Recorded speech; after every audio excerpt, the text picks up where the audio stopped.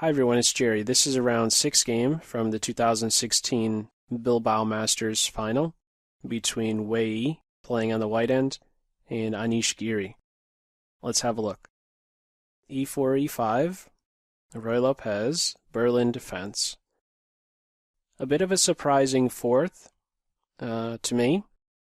In the games I've seen by Wei Yi, when he's in this position, he'll play D3 to defend E4. And enter a bit more of a closed type position.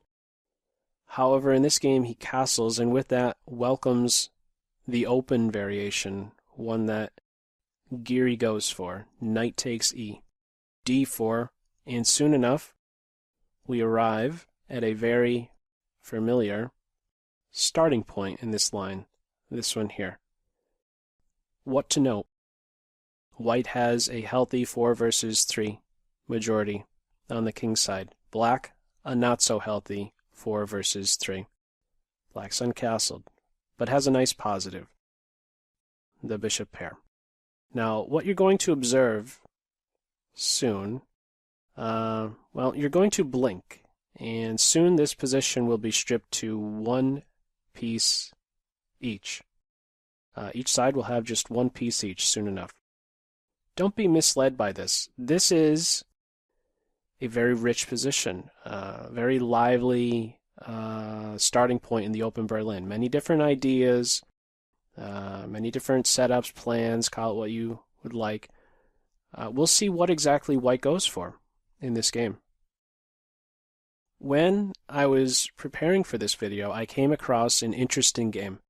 One between Qxd8 playing as white and Marcus Rager from 2014, and I'd just like to give you a taste of just how lively a position we can arrive at from this starting point in the open Berlin, and also to give you a feel for a different plan white can look to implement. Now, in that game, Qxd8 gave a check, and for the most part, I'm just putting the moves on the board with little to no explanation. I just want to show you, again, how lively a position we can arrive at. One that is quite deep into the middle game, as we are seeing, where we still have basically all the pieces on board. Aside from that queen exchange and the pair of minor pieces, yes, quite a lively position here. If this game is of interest to you, in the description to this video I've included the PGN, so feel free to give that one a look. In our game, we had the move H3. Now, what's important to realize is what it is that white wants to do. White wants to set their majority in motion. This 4 versus 3, white doesn't want it to be a 4 versus 3. Well, what does white want it to be? White wants it to be a 3 versus 2. That's the next step. And then 2 versus 1. And ultimately, 1 versus 0. Because when it's 1 versus 0, that means white has what? A passed pawn. This is the direction white wants to go in, but needs to do so, it needs to be timely. Can't just rush out and throw your pawns up right away. Is there enough support for that advance right away? Well, we'll see about that. After H3, H5. H5 interferes with this idea. Playing G4 straight away. This is annoying. Not a convenient way to defend. White needs more development. Knight C3 in the game. Bishop E7, Bishop F4. After Bishop E6 and Rook check, I believe we have a unique position. This one hasn't been seen before. King C8, Knight G5, threatening not only a knight for bishop exchange, but also looking to put a dent, create some target within the black structure. Knight takes, pawn takes. A pawn on E6 is a potential target. Black takes the knight out. White is, of course, recapturing. Suppose black doesn't take the knight and gets on with B6. Let me just show you how this target can be targeted, accessed. Knight E4. Welcome a dark square bishop exchange, and then voila. What do we have? A minor piece putting pressure on a pawn. Guess who's going to one day be inconvenienced? One of the rooks. Okay? The bishop, on top of this, the light square bishop, I believe, is the one who is more, let's say, influential. He exerts pressure on the queen side. He has a very nice defensive role of watching over d7, as otherwise entering black's 7th rank, that could be an issue. Very strong piece is this light square bishop. Black takes that knight out straight away. The structure will be maintained. Recapture, b6 now. g4 now. Plenty, a lot more development in here for white. White gets that majority going. h-file's opened up. The knight's ready to hop into f3. Bishop takes knight in this position. Not the only move, but you could play f3, but let me point out, just a moment ago I was showing how, what did I say? Voila, the knight is attacking the pawn. Or in other words, we had a position where a piece was applying pressure to a pawn, and as a result, one of the black pieces would then have the responsibility for watching over the pawn. If in this position, white doesn't take the knight, and instead plays f3, watch what happens here. Knight g, and it's nothing sophisticated. I just want to bring it to a point, this one right here, where what do we have? We have a piece putting pressure on a pawn, and guess who has to have now a responsibility to watch over that pawn? A piece. This is an inconvenience. When you have to have pieces defending pawns like this, you are inconvenienced in some way. Okay? The rook has to come over here as an example, and this is uncomfortable. You don't have this convenient f4 move to have a pawn watch over a pawn because, well, you're dropping your g-pawn. White takes the knight out straight away. After the rook recaptures, what do we have? f3, have to defend g4. King b7, if white isn't careful, black will soon have Pac-Man on the 2nd rank. White looks to offset the rooks. King g2, the rooks are doubled and now offset. I was not kidding. We quickly arrive at a position here that is quite simplified. It's now knight versus bishop. And a very interesting endgame, I must say. One that is, easy to get wrong. I would say, yeah, easy to get wrong. Move 22 here for black is very important. If you'd like to, go ahead, pause the video. I think this is an excellent endgame exercise. Try and find the best move for black. Try and find the best plan for black. Spend as much time as you'd like for this. Those of you that are really looking to improve, this is a deep. This is a really it's a tough test, I believe. This endgame here, what you should do exactly. If you'd like to, go ahead, pause the video, see what you would do as black.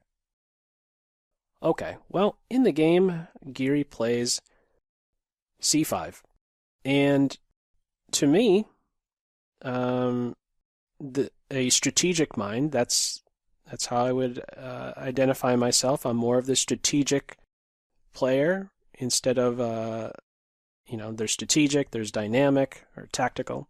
I'm more of a strategic player.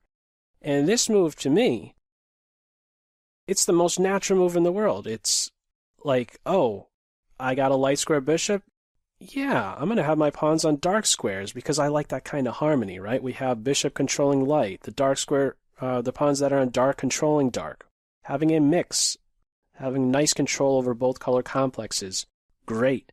And on top of that, the move c5 is paving the way for what?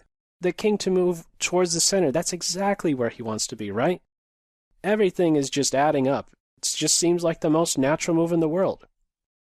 However, I believe that this is the move here that makes life difficult for black, believe it or not. The best plan, the best move, I believe, here for black is to play b5. Let me explain. What black wants to do is get to the center as soon as possible. And guess who's not getting to the center very soon? The white king, who's still in the corner. He's got a long way to go before he's in the center. B5 is maybe a bit of a counterintuitive move. Again, to the strategic mind, it's kind of like, really, did I just do that? I have a light square bishop and I'm putting my pawns on light squares. I'm giving my opponent, in other words, a moment to maybe clamp down on my dark squares.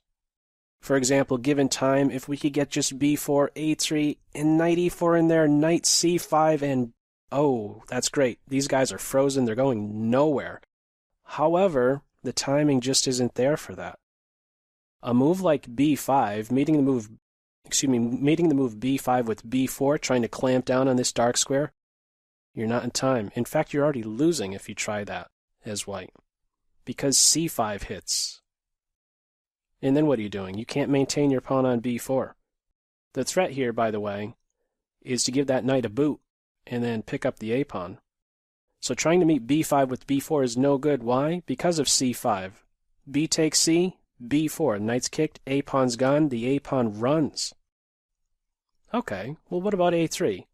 Well, chop chop, c5 returns. You're not maintaining the pawn on b4. You're not maintaining your knight on c3. Knight takes b5, c takes b again, past a-pawn. Guess who's a long way off from stopping him? No way. This is busted for white. You can't meet b5 with b4. This idea of trying to clamp down, the timing is just not there. The dynamic player is one who is likely the better calculator, and the one I believe who would do better in figuring out what exactly the best plan is in this endgame. B5 has the idea of not only giving the knight a kick and winning the a-pawn, but also having the king approach the center by way of b6, c5, d4. Doing what? Putting pressure on e5. Suppose a3, king b6. Well, you got to get your king involved, right? King g2, king c5. Soon, we're going to have the king put pressure on the pawn. There's no stopping it. The knight cannot control these two squares. And you're going to have to defend this pawn. Well, how? King g3, king d4, and now what? If you play f4, there's king e3. Wow, is he making inroads. What you would have to do here as white is play king f4, and we once again, this is a little bit of a, how to say, familiar type position. Previously, I showed a situation where the knight was here exerting pressure on a pawn, and I said that it was inconvenient for white because a piece then had a responsibility to defend that pawn. We have a similar situation here. The white king now is the one who has that responsibility of watching over this pawn. This is an inconvenience to white. White would really like to have this pawn up here to defend the pawn. That way the king is free to do some other stuff. As it stands right now, the white king is getting in the way of the f-pawn, and if he ever moves, this pawn gets picked up. There is not a good way forward here for white, and it's because black has acquired a very dominant king position. d5 or d4, he could bounce back to these two squares for the rest of the game and continually exert pressure on the e-pawn, and there's not a great way to dislodge the black king. A move like a5, you could give a check. The king simply goes to d5. You could give another check. What else is white to try? Knight e4, a4. You're not making any progress. Knight here, the bishop can simply get out of the way. The main thing here is that white has to watch over this pawn with the king. The black king is in a fantastic position. If he's ever kicked away, well, now he can hunt down the b-pawn. This is the correct idea in this position. I know I went pretty deep into it, but this is a deep endgame. This is a very important moment in the game, this move 22. b5 or the super natural-looking c5. c5 is far different, and the main difference is that this is a pawn that now gets in the king's way, right? The knight is here controlling these two. This pawn gets in the way of the black king, so he is not able to get towards the center. Nice harmony, between the structure and the bishop, this is true. But as far as paving the way to have the black king enter the center very quickly and apply pressure on that e5 pawn, it's not there. This is going to inconvenience black soon. First, we get the kings involved. a4 restricts this b5 advance a little bit. King g3. A pawns are exchanged. f4. b4, knight e4. And you can't approach in the center here just yet. It's important to realize that, again, this is now, it started out as a 4 versus 3. Now it's a 3 versus 2 on the king's side. If the knight and bishop are exchanged, white is the side who is likely to win that king and pawn endgame. If king to d5, notice knight g5 is threatening the bishop and the pawn. If the bishop tries to duck and avoid the knight for bishop exchange, it's going to cost you. You're going to be dropping a pawn. This is a problem for black. The king can't just enter the center like this. So what's tried is bishop a2, preparing to maybe strike at the c-pawn by way of b1. Knight to d2. And we have king to d5. It's a bit of an interesting moment in the game. I mean, just with the actually more than a few seconds of thought here with Stockfish 7. Stockfish 7 is pointing out king to d5. That's just a losing move. c3 was the move played in the game. This is not best, however. The best move here for white is to play b3. That bishop is cooked. This knight restricts the c4 advance, and the attention turns towards the king side. It is as if the minor pieces, yes, they're on the board, but they're really not on the board. They're offsetting one another. These guys are going to push through. As an example, g6. Again, just to read, in the game c3 was played, but b3 is the winning idea here for white, shutting in the bishop. King d4 as an example, g5. If the king goes in this direction, we could actually, forget about our knight. We don't need to even defend him at this point because g6 is here, and then the e-pawn is running and soon queening. It's a one game here if white simply plays b3, stopping c4 ideas, killing the bishop. White doesn't do this and instead plays c3. And this is basically forming a wall, not allowing the black king to enter. Some nice harmony between the pawn and knight in this position. All four of these squares under white's control. B takes c, b takes c. And now we have the move g5. On pawn takes, king is just picking up that pawn, so a nice undermining type move is g5. White improves the king position. King to e6 is now a losing move for black. If you'd like to, go ahead, pause the video, see what move you would play here as white. Okay. The move played in the game and the winning move here for white, c4. Similar idea as a previous position I showed where the bishop is now hemmed in. It's usually the bishop that dominates a knight, but yeah, this knight is the one who, in this case, is killing the bishop. All squares under control. And these guys, I mean, in this position, I kind of view it as if, these guys aren't even there. And we just have a 3 versus 2 on the king side. And that's it. It's like a one king and pawn endgame. Everything is, my attention here is just focused on the king side because that's where all the action will turn.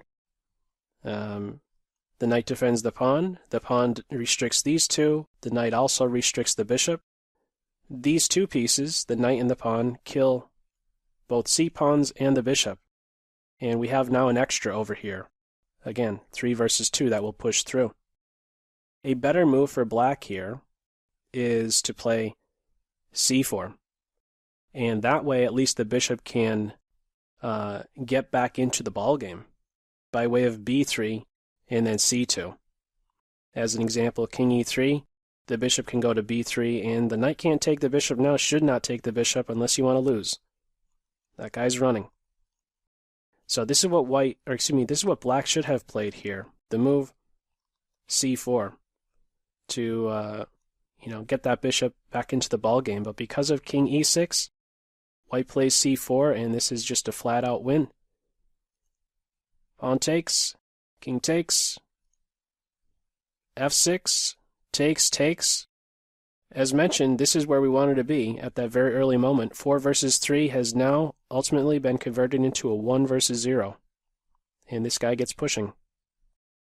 Was there another try here for black instead of playing f6 and allowing a 1 versus 0? Not really. King d7, king f5, king e7, g5, c6. We can already play e6 at this point here. Very nice shot for white here is e6. And on f takes, we play king g6. King h7 will not be stopped, and neither will the g pawn. e5, king f5, in fact. You could take some time out to just return here to pick up the pawn, and then escort the g pawn. So either way, white will be able to push through successfully. f6 in the game, takes. Here comes the passed pawn. It's just a king and pawn ending. It's just, don't even focus on the queen side. It's irrelevant. It's pretty much irrelevant at this point. We have a c6 move. Eventually, black has to go back. And after king to h6, Giri throws in the towel. Nothing to do here. Again, everything is locked down over here. And if the king goes here, king h7, he pushes through. And if king to h8, we would have knight to e4. The bishop can now move, but if he does, it's a mate in 2. Knight f6. And then pick your favorite move for black. g7 next is checkmate. So, interesting game. I believe that this attempt by white is one that won't be I don't believe that this plan will be tried again. Even though white won, I don't believe this idea of rook d1, bishop f4, rook d1, and then knight g5 will be tried again. I believe how Giri played it was fine. Making this capture, I believe white has to go in for this right now. I don't think there's a good reason, or reason enough to delay g4. I think it's best to just get on with g4 at this moment. And once we enter this endgame, I believe that it is holdable for black because of this idea here, which I'm certain the players, not just these two players, but other players at the top level are going to be well aware of, that there is actually a way to safely convert this to a draw. Safely hold this as a draw for black, starting with b5, king b6, and then entering towards the center here. This is really what, at least at the top level, what the black side is looking to do. Just hold the point, get that half point here. And I believe, this won't be something we won't revisit. We won't see this again. It's my guess, at least, because there is inroads into the white position here that's quite clear, and the players will see that after the game when they do their homework. But yeah, interesting game. I thought that this endgame here was very easy to go wrong. Very, very, very easy to go wrong with c5. I can't say that that's a losing move, but I can say, it definitely made life more uncomfortable for black. It was much easier for black to go wrong with having the pawn on g5 instead of shooting for b5 and then sneaking in towards the center. Interesting game. It got simplified very early on there, and yeah, interesting stuff. Feel free, as usual, to leave any feedback to this video in the comment section below. Let me know how you maybe did with this little pop quiz here. I don't know if you want to share, if you're more of a, it might be an interesting test, you know.